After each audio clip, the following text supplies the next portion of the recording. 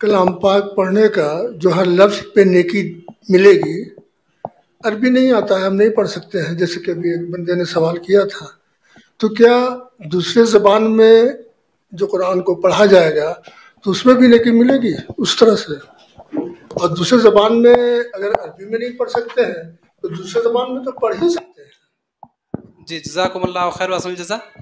ये बहुत अच्छा सवाल है और इस पर मैंने लेक्चर में थोड़ा-सा इशारा किया था कि अगर बिल्कुल भी अरबी नहीं आती है, तो हिंदी में इसको पढ़ सकते हैं कि ना क्या?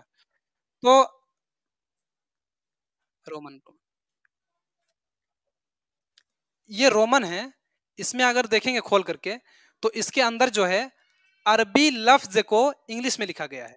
जैसे अलहम्दो तो AHAMDO अलहम्दो इस तरीके से लिखा हुआ है। तो इसमें भी पढ़ रहे हैं, तो क्योंकि देख तो रहे हैं, लेकिन अपनी ज़बान से तो अरबी बोल रहे हैं। मतलब देख देख के क्या पढ़ रहे हैं? रोमन यानी कि इंग्लिश का वर्ड देख, लेकिन ज़बान से क्या पढ़ रहे हैं?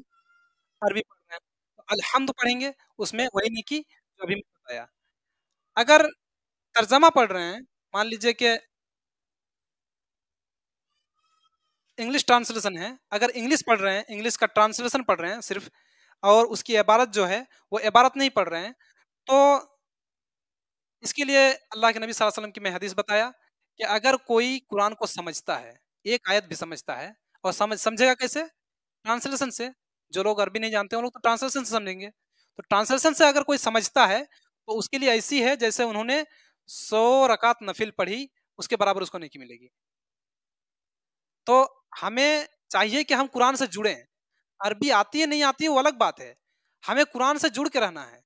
अगर पढ़ना बिल्कुल भी नहीं आ रहा है, तो हम क्या करेंगे? रोमन में पढ़ेंगे, जिसमें मतलब अरबी को भी हिंदी में लिखा गया है या इंग्लिश में लिखा गया है या उर्दू में लिखा गया है या किसी भी ज़बान में लिखा गया है।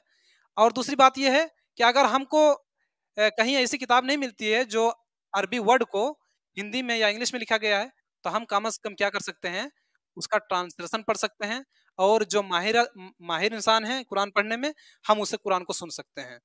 जज़ाकुमुल्लाह खैर।